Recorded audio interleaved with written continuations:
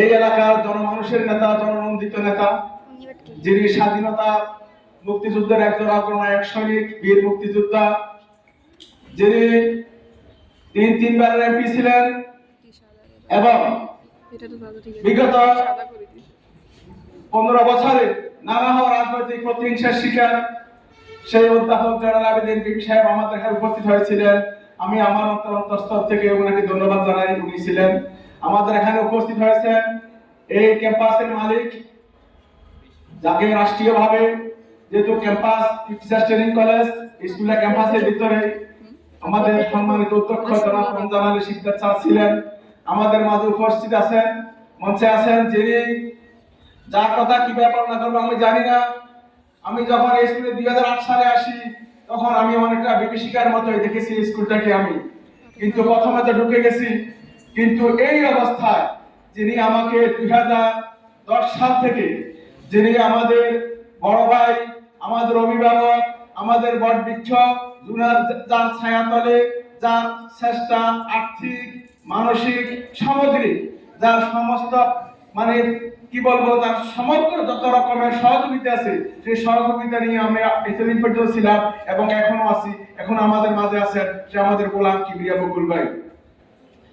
আমাদের মাঝে উপস্থিত আছেন আমাদের এই স্কুল ম্যানেজিং কমিটিতে বিভিন্ন সময়ে সদস্য হিসেবে দায়িত্ব পালন করেছেন এবং টানা যিনি দীর্ঘ সময় আমার সাথে ছিলেন এবং যাকে খুব কাছে পেয়েছি এবং যে কোনো সময় বিরক্ত করেছি, যেহেতু ওনার ব্যবসা প্রতিষ্ঠান ছিল খুব কাছাকাছি, এই জন্য যখন তখন দেখেছি অনেক ধরনের প্রতিবন্ধক তিনি আমাকে এত সহযোগিতা করেছেন। আল্লাহর একটা সৌভাগ্য, এমন একটা ব্যক্তি যার 6টা কন্যা ছিল, ওরা এখানে পড়েছে এবং ওনাকে আমি বারবার কিন্তু সদস্য হিসেবে পাওয়ার সুযোগ হয়েছে, যিনি আমাদের গোলাম রসুল ভাই। আমাদের মাঝে উপস্থিত আছেন আমাদের অত্যন্ত সদারাফি, আমি ব্যক্তিগতভাবে আমি কি বলবো বলা চাই না যে আমি আওয়ামী লীগ আসলে কম পছন্দ করি, কিন্তু আওয়ামী লীগের লোক ভাইয়া আমাদের এই যে ইলিয়াস ভাই মেম্বার সাহেব, উনার কাছে উনাকে আমি সদস্য করেছি, উনি সদস্য হয়েছে। উনার যে আচরণ, উনার যে কথাবার্তা, দৃষ্টিভঙ্গি এতটা গঠনমূলক, মানে এটা আমাকে যথেষ্ট অনুপ্রাণিত করেছে এবং সর্বোচ্চ চেষ্টা করেছে। উনিও আমার একজন মনে করেন আমি আমার যে দুঃসময় সহকর্মী সহযোগী। এর সাথে আমার কাছে আছেন আমার ছাত্র, এক সময় ছাত্র যখন আমি কাজীবাগ স্কুল ছিলাম, নজরুলকে আমি অত্যন্ত আন্তরিকভাবে এখানে পেয়েছি এবং আরো যারা আছেন এখানে আছেন, এই যে নতুন মেম্বার হতে চাইছিলাম সৌভাগ্য হয় নাই, যার কমিটি সরকারের কারণে আমার এখানে আছেন রসুল ভাই, এইভাবে আরো অনেকে যারা আছেন, আমি প্রত্যেককে অত নাম বলতে পারছি না, অত নাম বলা হচ্ছে না, আমি প্রত্যেককে আমি স্মরণ করছি। এবং সাথে আছেন আমার সহকর্মী শিক্ষক মন্ডলী, যাদেরকে নিয়ে আমার এই স্কুলে 18 বছর 8 দিন আমি সময় কাটিয়েছি, যারা আমার এত বেশি সহযোগিতা করেছেন আন্তরিকভাবে এবং মানসিকভাবে সর্বদা আমাকে সহযোগিতা করেছেন আমার সহকর্মী শিক্ষক মন্ডলী। আরো যারা উপস্থিত রয়েছেন, আমার কিছু ছাত্র ছাত্রী এখানে আছে, আমাদের জিয়াউদ্দিন ছিল দেখছিলাম আছে না, এবং আমার কিছু সহকর্মী আমার বিদায় আজকে আসছে, যেমন নাজির, সে কিন্তু এখন সরকারি কর্মকর্তা এগ্রিকালচার আছে। আমি আরেকজন সহকর্মী নজরুল ইসলাম ছিল, এখন ট্রেনিং চলতেছে, সে সরিয়েছে, এখন তারানিয়া গার্লস হাই স্কুলে আছে, সে এখানে ট্রেনিং এ আছে, এই সুযোগে সে এখানে আসছিল। এবং আমার সামনে আছে যাদেরকে নিয়ে আমার দীর্ঘ পথ চলা,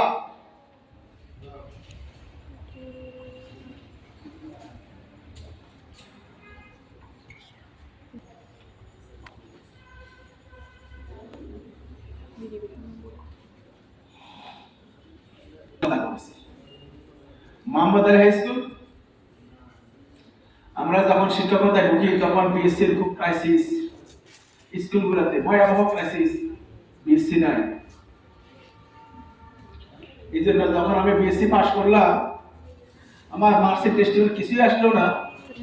মোহাম্মদ আলী হাই স্কুল দীর্ঘ সংকট বিএসসি, ওখানে স্কুলের স্বীকৃতি দিয়ে গেছে একজন বুয়া সার্টিফিকেট দিয়ে একজন বড় ব্যবসায়ী মোহাম্মদ ইদ্রিস, উনি বিএসসি ওনার সনদ দিয়ে স্কুলে স্বীকৃতি এনেছে এবং পরবর্তী আমাকে ভাই ওনাকে আমাকে মোহাম্মদ স্কুল নিয়ে গেল, খবর দিল। আমার এক শিক্ষক বাংলাদেশ ব্যাংকের বড় কর্মকর্তা ছিলেন রহমতুল্লাহ স্যার, উনি বললেন যে আমার এক ছাত্র বিএসসি পাস করছে, আপনি চাকরি করার পরে চাকরি উন্নত নিয়ে গেলে নিয়ে যাবে, এখন একবার আপনারা আনেন। তো আমাকে ওখানে নিয়ে গেল। ওখানে জয়েন করার পর আমাকে কাজীবাগ স্কুল থেকে ইদ্রিস স্যার আমার স্যার, উনি বলে যে না তুমি ওখানে কেন থাকবা, তুমি আমাদের এখানে কাজীবাগ স্কুলে আসো। স্যার আমাকে খুব চাইলো কাজীবাগ হাজারে একে পাশাপাশি হাসানপুর হাই স্কুল তখন প্রতিষ্ঠান হইল। হাসানপুরের বেলাল মজুমদার নামে এক লোক ছিল, এ তো আর ছাড়ে না, রাতের 12টা 1টা 1:30 সেও ধরছে, কাজীবাগে ধরছে, আমি কি করি। এবং আমার ইন্টারভিউ ছাড়া হাসানপুর থেকে আমার জন্য নিয়োগপত্র নিয়ে এসেছি। এবং শেষ দিন তাকে যেদিন আমি বিদায় দিলাম, সে রাতের 1টার পরে গেছে আমার বাড়ি থেকে, আমাকে জবাই করে দেন। আমি এতদিন বড় আশা করেছিলাম আপনাকে আমার স্কুলে নিব, কিন্তু আমি বললাম যে আমি স্যারদের সাথে কিভাবে বেয়াদবি করি। আমার স্যাররা, উনি আমার শিক্ষক ইদ্রিস স্যার, আমি এবং আরো অন্য স্যাররা আছেন, আমি তোমাদের সাথে বেয়াদবি করতে পারি না, ওনারা আমাকে এত ভাবে ধরছেন, আপনি আমাকে ক্ষমা করেন। তবে কাজীবাগ স্কুলে জয়েন করেছি। কাজীবাগ স্কুলে জয়েন করা অবস্থায় আমার সরকারি চাকরি হয়ে যায়। আমি কোঅপারেটিভে পরিদর্শক হিসাবে হবিগঞ্জ জয়েন করি। কিন্তু জয়েন করার পর ওখানে কাজের ধরন কাজ নাই বললেই চলে। সরকারি চাকরি ডরমিটরিতে ছিলাম, আড্ডাবাজি, সারাদিন তাস খেলে, বিভিন্ন জন, আমি জানিও না তাস খেলা। তো এগুলি এবং পরিদর্শন বছরের শুরুতে একবার ভ্রমণ সূচি, মাস শেষে আবার সম্পূর্ণ ভ্রমণ সূচি। তো এখন আবার হাওড়া এলাকা তখন আমার স্কুল আমার ঘটনা ছিল অনেকটা ইয়ের মতো, কি বলা যায় এটাকে, মক্তবের মতো। আমি যখন কাজীবাগ শিক্ষকতা করেছি তখন বন্ধুবা স্কুল ছিল না, বন্ধুবা ছেলেমেয়েরা কাজীবাগ স্কুলে পড়তো। সে কাজীবাগ বন্ধুবা থেকে অশ্বদিয়া থেকে শুরু করে সকল ছেলে আমার কাছে প্রাইভেট পড়তো। তো আসলে আমি যখন সরকারি স্কুলে যাই, সরকারি চাকরিতে যাই, তখন আমি দেখলাম যে কিরে আমি তার কত বেশি করে টাকা রুজি পেয়েছি শিক্ষকতা করে, ঘরে বসি। এখানে কিসের এগুলো শিক্ষকতা? আমার কাছে সরকারি চাকরি একদম পছন্দ হয় না। তারপরও গাড়ির চাপে, বিভিন্ন ধরনের চাপে আমি 8-10 মাস ছিলাম।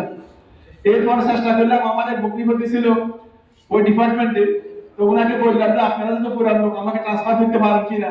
তো আমাকে ট্রান্সফার করার জন্য উনি তো কয় যে এখন তো নতুন, এত নতুন তো শহরে আসা যাবে না, আমাকে ট্রান্সফার করে দিল বান্দরবন রুমা। এবার আমি হবিগঞ্জ থেকে বান্দরবন রুমা আমি গেছি, যাইতে আমি যে কষ্ট পাইছি, আমি আসি, আমি যাই আসা এখানে জয়েনিং দিনে আমি চলে আসছি। আমার জন্য বড় স্কুল খোলা আছে, শিক্ষকতা আমার চাকরির কোনো অভাব হবে না। তো আসতেই আমি সবুজ লাইব্রেরিতে বসলাম, সেখানে করিম সাহেব ইউনিভার্সিটির, উনি বলে যে আপনি শিক্ষকতা সরকার থেকে সময় কেন ছাড়বেন, আমি সার্ভিসে করবো না। আমি তাইলে আপনি আমার স্কুলে আসেন ভাই, আপনি আসেন। এইভাবে সেখানে বসি আমি ধর্মপুর স্কুলে চলে গেলাম এবং দীর্ঘ সময় সেখান থেকে আসতে পারি না। উনি ভয় দেখা একবার সরকারি ইয়ে এনেছে, সেই এনেছে, আপনি যাবেন, এমপিও হবে না, একবার এমপিও করা অনেক কঠিন, এটা সেটা, এইভাবে কেমনে কেমনে জানি আমি 14 বছর সেখানে কাটাই ফেললাম। তো যাক, এরপরে এক সময় আসি বন্ধুবা ইসলাম সরকারি প্রধান শিক্ষক হিসেবে 2004 সালে, যেহেতু 3 বছর 3.5 বছর চাকরি করতে হয় সরকারি প্রধান শিক্ষক। এরপরে আমি এখানে আসি, জয়েন করলাম।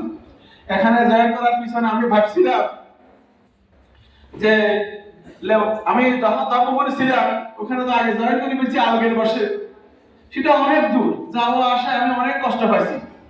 এই জন্য আমি চিন্তা করলাম যে আমার টাকা কম হোক, বেতন কম হোক, আমি আর এত দূরে কোনো প্রতিষ্ঠানে যাবো না। তো এখানে আমি ইন্টারভিউ দিলাম প্রথমে, পাশাপাশি আমি কাজীবাগ হাই স্কুল, তার আগে ইন্টারভিউ দিলাম আগে কয়েকদিন আগে। কাজীবাগ হাই স্কুলে আমি ভাবছিলাম যে বলি আমার ইন্টারভিউ খুব খারাপ হয়েছে, আমার ওয়াইফ তখন চট্টগ্রাম মেডিকেলে চিকিৎসাধীন। তো আমি কি করছি, সব চট্টগ্রাম চলে গেছি, কিন্তু কাজীবাগ স্কুল তারা রেডি হয়ে বসে গেছে আমাকে নিয়োগ দেওয়ার জন্য। পরে আমাকে খুঁজতে খুঁজতে তারা বলছে ভাই আমি তোমাকে, যারা আমাকে চিনে, খুঁজতে খুঁজতে হাসপাতাল মধ্যে কত লোক পাঠাইছি। তাহলে ভাই আমার পরীক্ষা খুব খারাপ হয়েছে, আমার কাছে লজ্জা লাগছে, আমি কাজে 130 শিক্ষক ছিলাম, আমি এত কম নাম্বার নিয়ে সেখানে কিভাবে আমি করবো। কি কম নাম্বার, তুমি মাত্র 6 নাম্বার কম পাইছো, তুমি মাত্র 6 নাম্বার, এটা প্রথম থেকে কম সেকেন্ড হয়েছো, তোমাকে তো আমরা এটা বাইরে নিয়ে আসতে পারতাম।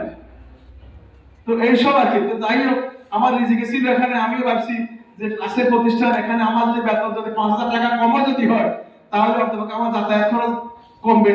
আর এত দূর দূরান্তে ইচ্ছা নাই, শেষ কালে এখানে থাকি। আবার আরো আমাকে বিশেষ বন্ধু বান্ধব আমার বললো, এবং আমিও চিন্তা করলাম যে এটা সরকারি ক্যাম্পাসে, তারা বাংলাদেশ সব লেভেলের স্কুল সরকারি, তো এটা কোনো না কোনো ভাবে বেসরকারি রয়ে গেছে, কিন্তু এটা হয়তো আমি চেষ্টা করলে ইনশাআল্লাহ সরকারি করে নিতে পারবো। আমি ভাবলাম যে যেহেতু দুই পাশে দুইজন এমপি, এদিকে একজন এমপি এদিকে একজন এমপি, এবং পালাক্রমে সরকার 5 বছর আসে আওয়ামী লীগ, 5 বছর আসে বিএনপি, তো ইনশাআল্লাহ এখন আওয়ামী লীগ যদি নাও আসে, যদি বিএনপি নাও আসে, 5 বছর পরে তো আসবে। তো যেভাবে হয়, যেহেতু দুটো এমপি দুদিকে, দুটো এক দলের, ইনশাআল্লাহ আল্লাহ রহমতে আমি আশা করি যে চেষ্টা করি স্কুলটাকে সরকারিকরণ করতে করাতে পারবো। সেই বিভিন্ন চিন্তা করে আমি এখানে এটা চয়েস করলাম, এখানে আসি ঢুকলাম। তো এখানে আসি ঢুকতে ঢুকতে এরপরে কাগজপত্র, তখন তো মইনুদ্দিন তখনউদ্দিনের আমল, তখন দেশের মানুষ সব ভালো হয়ে গেছে। আমাদের ইন্টারভিউ হয়েছে পোর্ট বিল্ডিং, তো এই যে কোন ধরনের দুর্নীতি সব এখন যারা দুর্নীতিবাজ ছিল তারাও তখন ভালো হয়ে গেছে। এই পরিস্থিতি আমি এখানে জয়েন করেছি। তো জয়েন করে তো এখানে এরপর তার রাজনৈতিক, আর আমি আলোচনা করলাম না রাজনৈতিক প্রেক্ষাপট, এক সরকারের সরকারটাই দিল আমার পুরো সময় 17-18 বছর সে তত্ত্বাবধায়ক সহ আর স্কুলে সরকারি করার কোনো সুযোগ হইল না। এবং স্কুলের ভবনের জন্য এমন কোনো প্রশ্ন, এমন কোনো জায়গা নাই আমি তো নাই। সেই উপজেলা থেকে মাউসি পর্যন্ত শিক্ষা মন্ত্রণালয়ের কতবার লিখেছি, কিন্তু এই দেশ তো আমলাতন্ত্রের দেশ, ফাইলের দেশ। এই দেশে কোথায় কি আছে, দেশের কোথায় ঘাটতি আছে, দেশের কোন প্রতিষ্ঠান দুর্বল আছে, সেটা দেখে ভূমিকা নেওয়ার মতো এই দেশ আজও সেই গণতন্ত্র প্রতিষ্ঠিত হয় নাই, যেটা দায়িত্বহীন ভাবে বলা যায়। স্কুলটা একজন ডিওএসএর মালিক সাহেব উনি বলছেন যে একটা সন্তান যদি, যার সন্তান জন্ম হয়, তার কি বেঁচে থাকার অধিকার নাই? অপরাধ তো সে করে নাই, অপরাধ তো সন্তানের নাই। অপরাধ করলে মা বাবা করেছে, কিন্তু সন্তানের তো ভালো থাকার, বেঁচে থাকার অধিকার আছে। কিন্তু কার কথা কে কাকে শোনাবে, কিছুই হলো না। সে বিল্ডিং এর পিছনে অনেক দৌড়াইলাম, আমার অনেকের মুখে আপনারা শুনছেন, আমার কমিটি মেম্বাররা ওনাদের মুখে শুনছেন, কিন্তু এই যে এর আগে আমরা একটা বিল্ডিং পাইছিলাম, কিন্তু বিল্ডিংটা যদি ইচ্ছা করতে তৎকালীন এমপি সাহেব প্রশাসনকে বলে, টিটি কলেজকে বলে ওনারা করে দিতে পারতেন, কিন্তু এই যে আমলাতন্ত্রের দেশে একটা কথা বলছি, সবাই ছাতা ধরে থাকে কোন দিক থেকে বৃষ্টি আসবে সেদিকে পড়ার জন্য, কোথায় ঘাটতি আছে সেটা বলার মতো কোন লোক এই দেশে আসে না, তো কোনো লোক নাই। তো যার কারণে স্কুলে হয় না। তবে আমি আজকে যারা আছেন, যারা আসতেছেন, যারা থাকবেন, আমি কিন্তু এখন আপনাদের, আমার কাছে মনে হচ্ছে সেই ব্যাগে রাখা দিনগুলো আমি কাটিয়েছি। আপনাদের কিন্তু সূর্য দেখার সময় হয়ে গেছে, আপনারা ইনশাআল্লাহ পাবেন। আজকে এমপি সাহেব এখানে বলে গেছেন, আপনারা ধরে নিতে পারেন উনি এমপি হবে, আপনারা ধরে নিতে পারেন ইনশাআল্লাহ আগামীতে সরকার, বিএনপি সরকার গঠন করবে। তো উনি যেহেতু বিএনপির এমপি, আমি বিএনপি করি এরকম না, বিএনপি করি না আমি, কিন্তু তারপরে যেহেতু এখানে উনি এমপি হবেন এবং উনার সরকার যদি ক্ষমতায় আসে, তাহলে কিন্তু আপনাদের জন্য সুযোগ অবারিত হবে। এবং এই দেশ যেহেতু আমলাতন্ত্রের দেশ, এখানে এই দেশ চলে দাপটে, এই দেশ আইনে চলে না। এই দেশে কিছু লোক আইনকে শাসন করে, আইন তাদের শাসন করে না, আর কিছু লোককে আইনে শাসন করে। এই দেশের দুই শ্রেণীর লোক, একটা শ্রেণী আইনকে শাসন করে, আর একটা শ্রেণীকে আইনে শাসন করে। তো যাই হোক, ইনশাআল্লাহ আল্লাহর রহমতে আপনারা দৃঢ়ভাবে বিশ্বাস করতে পারেন যে এই স্কুল অনেক অনেক বড় ভবন হবে, বিল্ডিং হবে, পরিবেশ হবে, সবকিছু হবে। তো আমার ইনশাআল্লাহ আপনারা এটা আশা করতে পারেন এবং অল্প সময়ের ভিতরে হবে। তো আমিও আমার কাছে ভালো লাগবে যদি এই স্কুলটার এই শ্রম, এত কষ্ট, এত প্রচেষ্টা এবং দফায় দফায় আমি সেই জেলা প্রশাসক ওয়াহিদুজ্জামান থেকে শুরু করে, ওয়াহিদুজ্জামান, তারপরে জেলা প্রশাসক, তারপরে আসছেন হিন্দু একজন আসছেন উনি, তারপরে মহিলা একজন ছিলেন, স্বামীকে কি নাম জানি, শাহিদা আক্তার, তারপর আবু সেলিম স্যার, এইভাবে অনেক জেলা প্রশাসক পর্যন্ত আমি এগুলা বহু দরবার করেছি। ওনারা একটা কথাই বলেন, আপনার ভবন হবে না কেন? এমনও বলেছেন টিটি কলেজে কেন আপনাকে বাধা দিবে? সরকার যা সরকারি ভবনের অসুবিধা কি? আপনার স্কুল বন্ধ করে দিয়ে ভবনের মালিক তো টিটিসি হবে, এরকমও কিন্তু ডিসি সাহেব আমাকে বলেছেন, কিন্তু ওই যে কেউ ওই যে সেটাই মানে মানে ওই যে আমরা আপনাদের যেটা বলি কেউ ভূমিকা নিয়ে কাজ করবে সেরকম কাউকে পাইলাম না। সর্বশেষে একজন ম্যাডাম পাইছিলাম, মোবেনা আক্তার, পেরেছি শিক্ষা। উনি আমাকে বলছেন কেউ না করুক আমি করব, কিন্তু উনি আমাকে বলার কদিনের মধ্যে উনি আবার দপ্তর চেঞ্জ হয়ে গেল, তারপরে আর উনি আর বললেন না। এরপরে মাহমিদা ম্যাডাম আসলেন, অনেক বলছি, উনি তো টিটি কলেজের পক্ষে সাহায্য গেলেন, আর আমাকে তো আর কিছু সহযোগিতা পাইলাম না। যাই হোক, এখন আমাদের সভাপতি যিনি আছেন উনি কিন্তু একটা কাগজ কভার করে টাকা কিন্তু পাঠাইছে। তবে যাই হোক, আপনারা যে দেখছেন ক্ষেত খামারে দেখেন না, ফসলের মাঠ তো দেখেন, কৃষকেরা যখন ধান চাষ করে, যখন ধান যখন একটু জোড়ায় উঠে তখন সূর্য সবুজ শ্যামল অত্যন্ত সুন্দর দেখা যায়, তো দেখা যায় না? কিন্তু যতদিন চাষাবাদ থাকে তখন এক কাদা গোলা পানি দেখা যায়, কিন্তু যখন গাছ লাগানো হয়, যখন গাছ যখন টিকে যায় তখন কিন্তু সবুজ শ্যামল হয়। কিন্তু ওই যে গাছ কাদা দেখাচ্ছে ওই মাঠ কিন্তু আমি তৈরি করেছি ইনশাআল্লাহ। আপনারা ইনশাআল্লাহ চারা লাগাতে পারবেন এবং সেটা সবুজ শ্যামল হয়ে ইনশাআল্লাহ বেশি আসবে আপনাদের কাছে। আপনারা ইনশাআল্লাহ আল্লাহর রহমতে আপনাদের জন্য সুদিন অপেক্ষা করতেছে। শুধু আপনারা স্কুলের জন্য আন্তরিক থাকবেন এবং স্কুলকে আপনারা পরস্পর প্রতি ভালো বোঝাপড়া রাখবেন এবং এগিয়ে দিবেন। আমি যদি বলি, এই যে কিছু কথা আছে, এই স্কুলের শিক্ষক, এই স্কুলের ভবন, এই স্কুলে আমাদের ভাঙ্গা ভবনের কারণে, জরাজীর্ণ ভবনের কারণে, পানি পড়া ভবনের কারণে মনে করে যে আসলে স্কুলে মনে হয় কোনো লেখাপড়াই হয় না, এই স্কুলের মনে হয় টিচার ঠিক নাই। আমার স্কুলে, এই স্কুলে আমার শিক্ষকরা অনেক যোগ্যতা সম্পন্ন। আমি এবারও যদি একটা উদাহরণ দিই, এবার ইসলাম ধর্মে একজন শিক্ষক আমরা পাইছিলাম, সে জয়েন করে নাই এই কারণে, আচ্ছা কি কারণে একটা পরে বলবো, সে আপনার পরীক্ষা 80 পেয়েছে, 80 পেয়েছে, 35, 36, 33 পাইয়াও কিন্তু বিভিন্ন স্কুলে শিক্ষকতা করতেছে। তাহলে কিন্তু এটা শহরের স্কুল, এটার নাম ল্যাবরেটরি দেখিয়া অনেকেই আবেদন করেন। যেমন আমাদের এখানে দেওয়ার সাহেব আছে, উনি বলছেন উনি কিন্তু ব্যাংক কর্মকর্তা, উনাকে আমি বলেছি বাইরে আপনি ব্যাংকিং বেতন পান 50,000 60,000 টাকা প্রতি মাসে, এখানে আপনি চাকরি করে বেতন পাবেন 12,500 টাকা, সরকারের যেহেতু যেতে এখন হবেন এখন আপনি। তারপরে উনার একটা মনে ব্রত ছিল যে সুদের চাকরি করবে না, সুদের চাকরি করবে না। আমরা বুঝাইছি উনাকে, আপনি বুঝি শুনি আগান, বুঝি শুনে আগান। এখনো হাই স্কুল গুলা এই পরিস্থিতির মধ্যে আছে, আমাদের সমাজ সাহেব বলছে কিন্তু না, কয়েকজন আমি সিদ্ধান্ত নিয়েছি দেখি আমি ওই সুদের ভিতরে থাকবো না, আল্লাহ যা করে কোচিং করাই হলে বিভিন্ন ভাবে ইনশাআল্লাহ জীবিকা নির্বাহ কষ্ট হবে না। ওনার ওয়াইফও কিন্তু প্রভাষক, সম্ভবত আমি যতটুকু জানি ওনার ওয়াইফ একটা মাদ্রাসার প্রভাষক।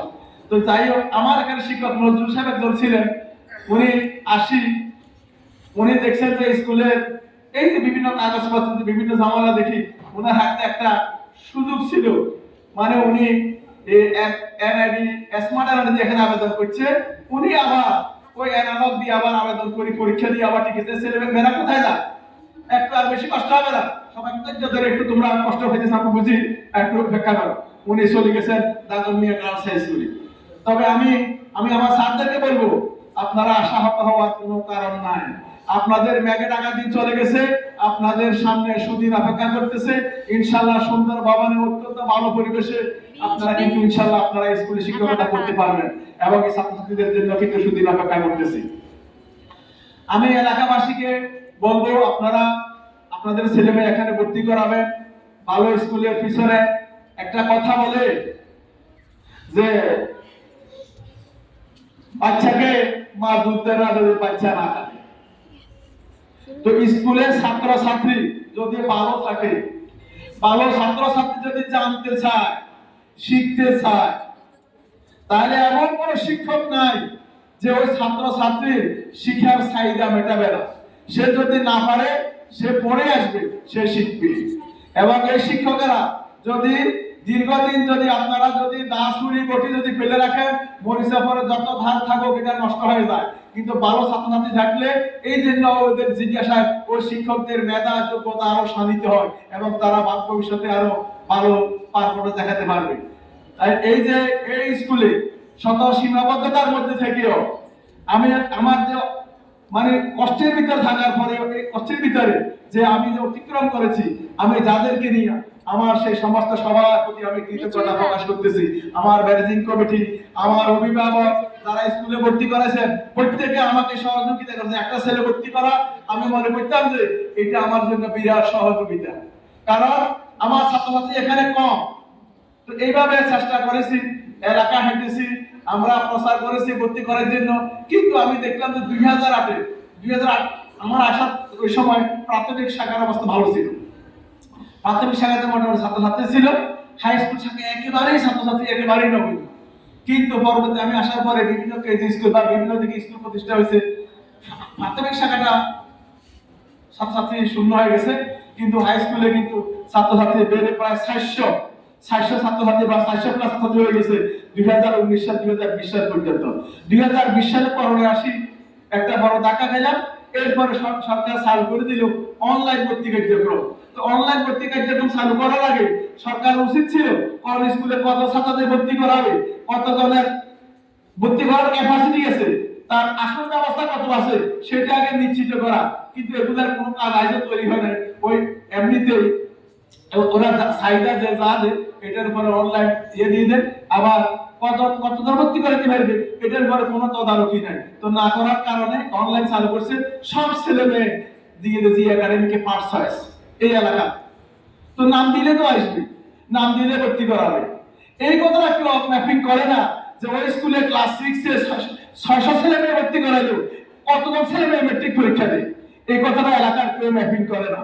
যে কি রে ওখানে তো 600 ছেলে ভর্তি করালো, এসি ভর্তি হলো 300 দিচ্ছে, আর 300 ছেলে মেয়ে কোথায় গেল, এই কথাটা কেউ ম্যাপিং করে না। ওনারা মনে করে যে এখানে 20-50টা এ প্লাস পায়, ওনারা মনে করে যে ওটা অনেক ভালো স্কুল, সেন্টারে অনেক ভালো স্কুল, মডেল ভালো স্কুল। কিন্তু আমার এখানে যে ফোর্থের যে হাই স্কুলে 6 এ ভর্তি করায় তাদেরকে এত দুর্বল ছেলে মেয়ে, দুর্বল ফ্যামিলি ছেলে মেয়ে, তাদেরকে 10 মাসে আমরা আমার 50 জনকে এসি পরীক্ষা দেয়, আমাদের কাছে কোনো ড্রপ আউট নাই এবং কোনো ফেল নাই, ধরে পড়া নাই, এটা কিন্তু কেউ মূল্যায়ন করে না। তো এগুলা মূল্যায়ন করার জন্য অনেক সচেতনতার প্রয়োজন, অনেক সচেতনতার প্রয়োজন। তো এই স্কুলে আমি আপনাদেরকে বলি যে আমার স্কুল অনেক ভালো, আমার স্কুল না এখন আপনাদের স্কুল, সবার স্কুল, এই স্কুল অনেক ভালো, এই স্কুলের শিক্ষক অনেক ভালো। আপনারা নির্ভয় স্কুলে ছেলে মেয়ে পাঠাতে পারেন এবং এই স্কুলের কে শক্তিশালী করার জন্য আপনাদের সহযোগিতা রাখবেন। তো যাক, আমি যেটা বলতেছিলাম, আমাকে সহযোগিতা, আমার একটা ছেলে ভর্তি করেছে, আমি মনে করি যে আমাকে অনেক সহযোগিতা করছে, আমার ছাত্র বাড়ছে। তো সেই হিসাবে আমি আমার প্রতি ছাত্রছাত্রীর মাধ্যমে প্রতিটি গার্ডিয়ানের কাছে আমি আমার কৃতজ্ঞতা তাদের প্রতি পৌঁছে দিতে চাই। আমি আশা করি তোমরা তোমাদের গার্ডিয়ানদেরকে বলবে যে স্যার আপনাদেরকে কৃতজ্ঞতা প্রকাশ করছে। এবং পাশাপাশি আমি প্রতিটি গার্ডিয়ানের কাছে, প্রতিটি ঘরে ঘরে আমার ক্ষমার দাবিটা পৌঁছাইতে চাই যে আমি তাদের অনেক দাবি পালন করতে পারিনি, তাদের ছেলে মেয়েদের ক্ষেত্রে হাঁপিয়ে দিতে পারিনি, উল্পে দিতে পারিনি। এবং অনেক ক্ষেত্রে যেহেতু এই স্কুলটা দুর্বল স্কুল, সরকারি অনেক শর্ত থাকে, অনেক শর্তকে পূরণ করতে পারি না আমরা, বিভিন্ন কারসাজি করে শর্তগুলো দেখাতে হয়, এইভাবে অনেক জন্য অপরাধ করেছি। আল্লাহ পাক কাছে ক্ষমা প্রার্থনা, আপনাদের প্রত্যেকের কাছে আমি ক্ষমা চাই যে আপনাদের কাঙ্ক্ষিত ফল মোতাবেক আমি আপনাদের সহযোগিতা করতে পারিনি, আপনাদের সেই সেবা দিতে পারিনি। যদি আপনারা আমাকে ক্ষমা করবেন, আমি আপনাদের সবার কাছে সেই ক্ষমা চাই এবং আপনাদের প্রত্যেকের কাছে আমার স্কুলের জন্য দাবি করি যে স্কুলটা সমৃদ্ধির জন্য আপনারা চেষ্টা করবেন। তো কথা অনেক আলোচনা হয়ে গেছে। আমি এই স্কুলে বোধহয় 15-16 জন আমার তালিকা ছিল, আমি ভুলে গেছি এটা তালিকাটা আমি দেখে নিতে। আমি শিক্ষক কর্মচারী স্কুলে নিয়োগ দিয়েছি, আমার সময় নিয়োগ হয়েছে, নিয়োগ দিয়েছি মানে আমার সময় নিয়োগ হয়েছে, কথা কিছু ভুল হচ্ছে।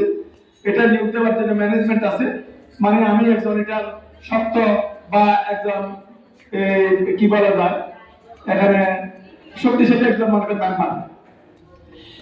এটাকে নিট এন্ড ক্লিন রাখার জন্য, প্রতিটি নিয়োগকে স্বচ্ছ রাখার জন্য আমার সবসময় চেষ্টা ছিল এবং আমি এই চেষ্টা সফল হয়েছি একমাত্র আমার সেই সভাপতি, ভালো সভাপতি, সৎ সভাপতি, নির্লোক সভাপতি আমার এখানে থাকার কারণে আমি কত কষ্ট প্রতিবন্ধকতার মুখোমুখি হয়েছি, লক্ষ লক্ষ টাকা আমাকে অফার করা হয়েছে বিভিন্ন ভাবে।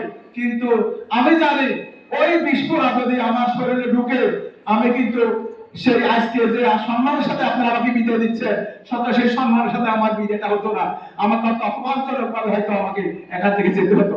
আমি প্রতিটি নিয়োগ কিন্তু নির্বেজাল। তো অনেকে বলে এত কিভাবে নিয়োগ হলো, যে অনেকে যে যোগ্যতা সম্পন্ন লোক নিয়োগ হয়েছে তারা আবার যোগ্যতা দিয়ে অন্য প্রতিষ্ঠানে চলে গেছে, অনেকে আবার অনেকে এখনো আছেন, অনেকেই আছেন।